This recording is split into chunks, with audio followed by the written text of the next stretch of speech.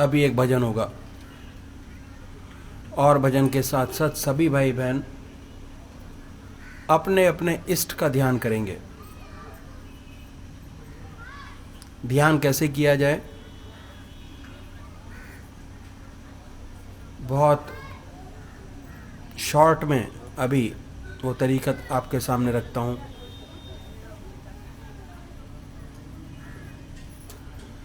सबसे पहले यह निश्चित कीजिए कि आप साकार रूप के पुजारी हैं, निराकार। आप डिसाइड कीजिए। साकार रूप के पूजा करने वाले परमात्मा की सच्चे ऊंची भावना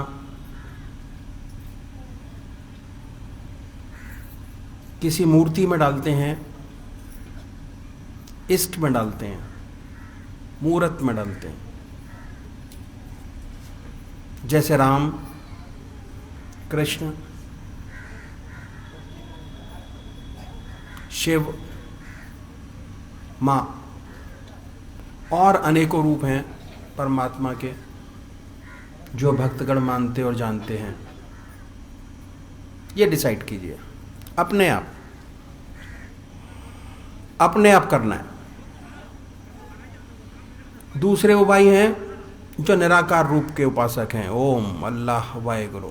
वो भी आप ही डिसाइड कीजिए कि परमात्मा का कौन सा नाम आपको सबसे ज़्यादा अच्छा लगता है आपकी आत्मा को। उसके बाद क्या करना है कि ये डिसाइड कर लीजिए। उसके बाद अपना भगवान, अपना इष्ट, अपना ईश्वर, ये भी आपको डिसाइड करना है कि परमात्मा का वो कौन सा स्वरूप ऐसा है जो आपको, आपकी आत्मा को सबसे ज़्यादा अच्छा लगता हो। आप डिसाइड कीजिए। बहुत से भाई लोग राम को मानते हैं, बहुत से भाई शिव को मानते हैं, बहुत से बहनें देवियों को मानती हैं। आप डिसाइड कीजिए। एक बार डिसाइड कर लीजिए इस चीज़ को कि वो कौन सा परमात्मा का स्वरूप है जो हमको सबसे ज़्यादा अच्छा लगता है। वो कौन सा नाम ऐसा है उनका, शिव, मंत्र ओम नमो शिवाय, वो भी आप डिसाइड कीजिए अपने आप कि कौन सा ऐसा मंत्र है जो बड़े आराम से लिया जा सकता हो। साकार रूप, दो चीजें साकार रूप के पुजारी को चुनना बहुत जरूरी है।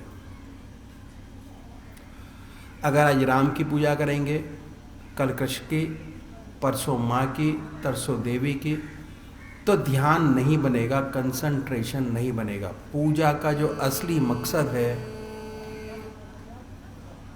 वो है चित्त की एकाग्रता प्राप्त करना, कंसंट्रेशन ऑफ माइंड।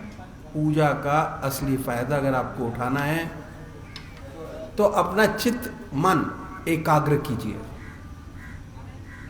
एकाग्र, उसके अंदर कोई भी विचार नहीं आने चाहिए जितने समय आप पूजा करते हैं। मन आपके इष्ट में डूबा होना चाहिए। तो ये दो बातें निश्चित कीजिए। ये जब तक नहीं होगा, जब तक एक इष्ट की पूजा नहीं करेंगे तब तक नहीं हो पाएगा। हमारे यहाँ 84 करोड़ देवी देवता हैं, उसमें से एक को चुन लीजिए। एक। दूसरे भाई जो निराकार रूप के उपासक हैं, वो एक नाम चुन लें, नाम एक।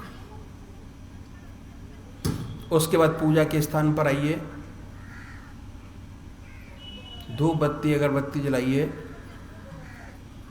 और अगर शिव के उपासक हैं तो ये ख्याल कीजिए कि हमारा इष्ट, हमारा भगवान, हमारा परमात्मा सशरीर हमारे सामने विद्यमान है।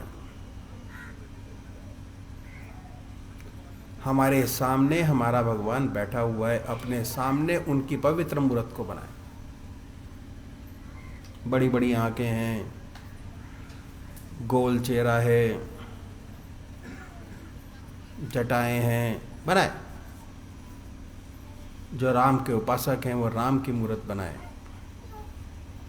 जो कृष्ण के उपासक हैं वो कृष्ण की मूर्त अपने सामने बनाए। शुरू शुरू में नहीं बनेगी,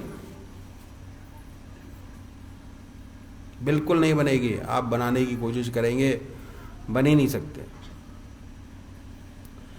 उसके लिए सबसे अच्छा तरीका ये है कि जो मूर्त आपको सबसे ज़्यादा भगवान की अच्छी लगती है वो ले आइए, अपने पूजा के स्थान पर उसको लगा दीजिए। पहले उस मूर्त को देखिए, उसके बाद अपने सामने ख्याल में बनाइए, ख्याल से। जैसे एक पेंटर है, अगर उसको ये कहा जाए कि भगवान शिव की मूर्त बना दें, तो ख्याल से वो मूर्त अपने सामने बना लेगा कि मुझे कैसी तस्वीर अच्छी लगती है, और उसके बाद जहां कहेंगे उस मूर्त को उतार देगा।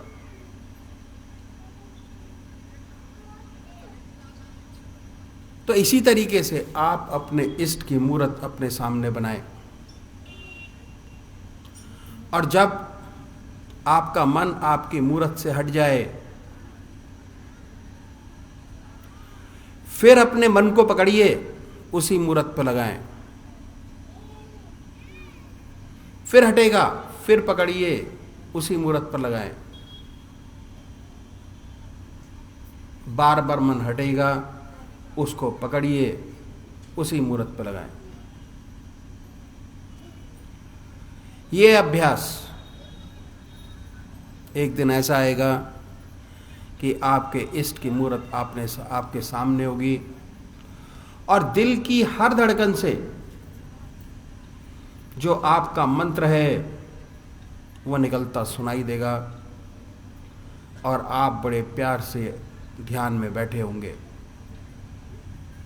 बड़े प्यार से सामने इष्ट की मूर्त होगी, और दिल की हर धड़कन पर आपके इष्ट का जाप होगा, मंत्र का, ओम नमो शिवाय, ओम नमो शिवाय, ओम नमो शिवाय। जो निराकार भगवान के उपासक हैं,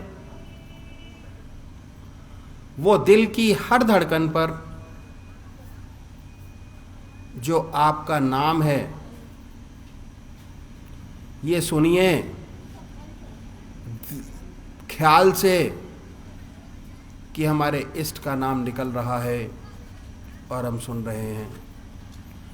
और जब वो नाम हट जाए, फिर उस नाम को पकड़िए, दोबारा अपने इष्ट की याद में लगाइए। उसके बाद दूसरा विचार आएगा, उन विचारों को हटाइए, फिर अपने इष्ट के विचारों में लगिए। ये है तरीका ध्यान करने का जो मैंने आपके सामने रखा। तो अभी एक भजन होगा, और भजन के साथ साथ सभी भाई बहन ध्यान करने की प्रैक्टिस करेंगे, ध्यान करेंगे।